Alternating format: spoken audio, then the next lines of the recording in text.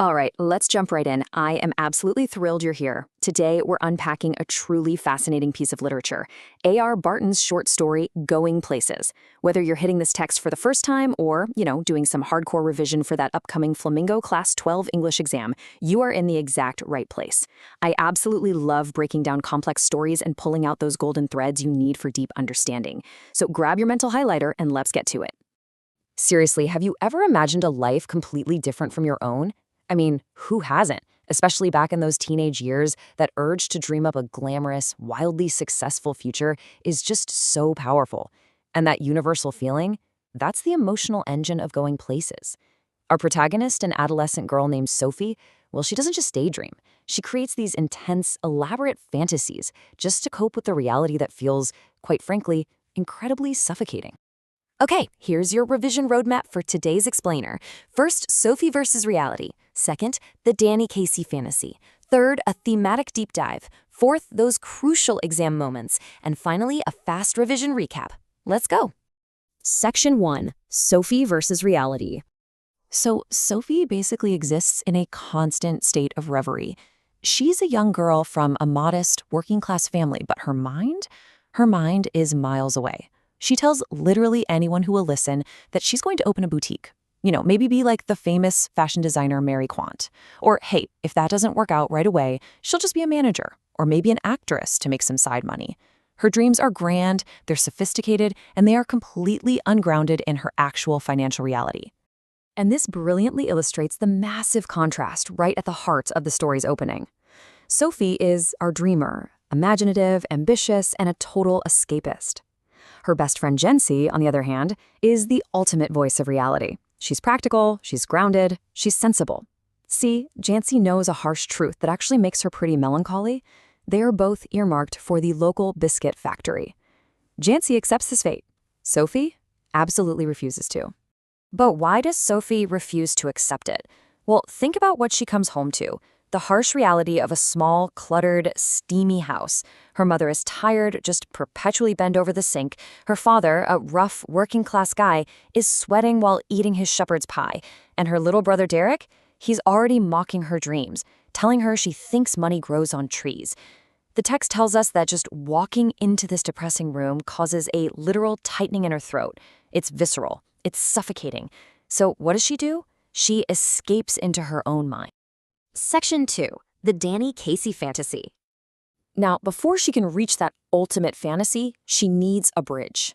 Enter her older brother, Geoff. He's been out of school for 3 years, working as an apprentice mechanic on the far side of the city. He's quiet. He's mysterious. To Sophie, Geoff represents this unknown, exotic world that's currently just out of her reach. She desperately craves his approval.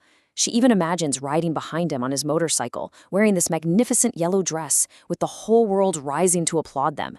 He is absolutely her chosen confidant. Let's look at how this builds into the central plot.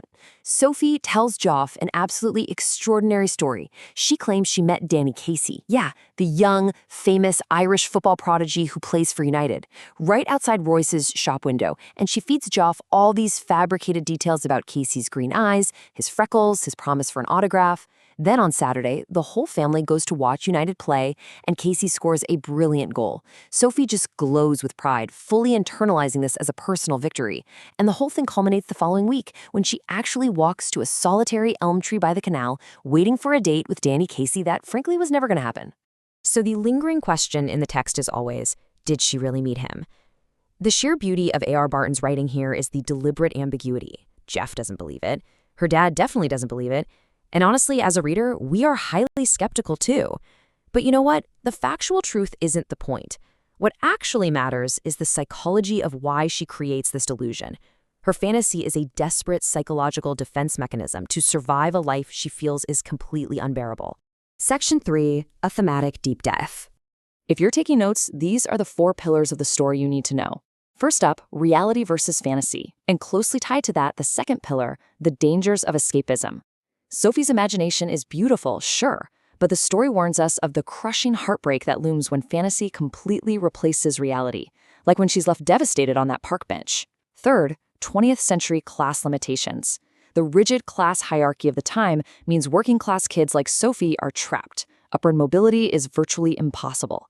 And fourth, restrictive gender roles. Sophie has these masculine ambitions for power and independence, but zero female role models to look up to, so she projects her desire for success onto a man, Danny Casey. I want to highlight a really brilliant literary device Barton uses to tie all these themes together. The phrase, the incongruity of a delicate bow on her crooked back, refers to Sophie's mother.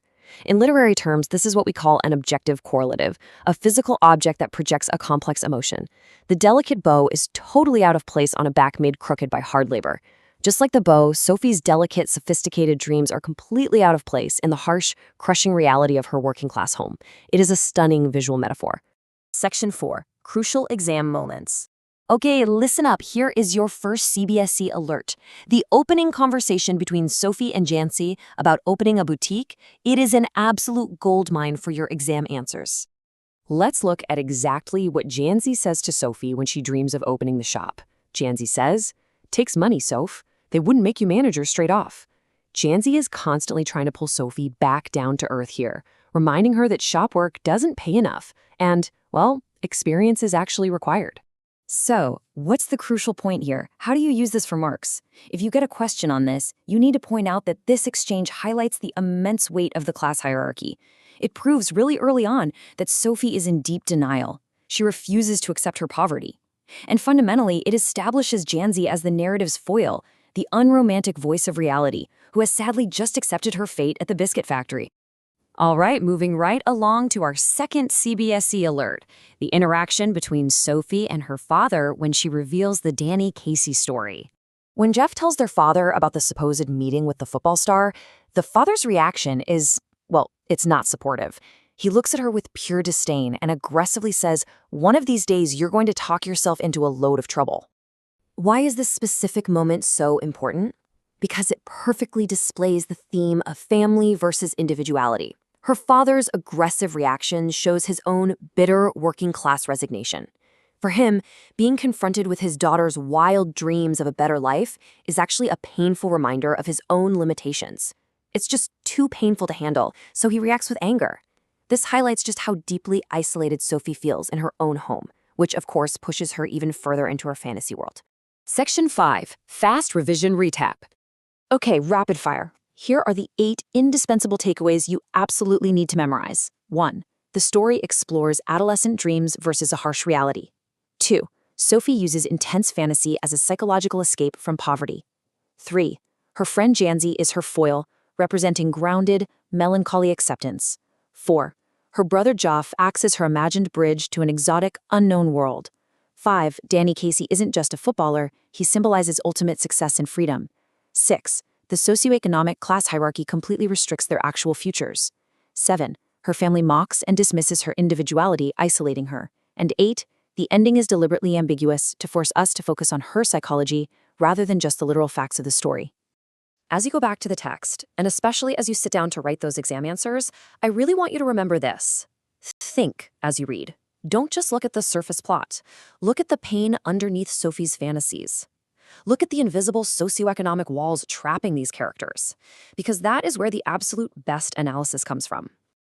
I'll leave you with this final provocative thought. It's the central question A.R. Barton is really asking all of us.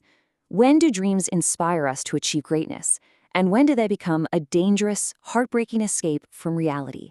It's a really fine line, and Sophie dances right on the edge of it. Thank you so much for joining me for this explainer. Keep studying hard, keep analyzing deeply, and I'll see you next time.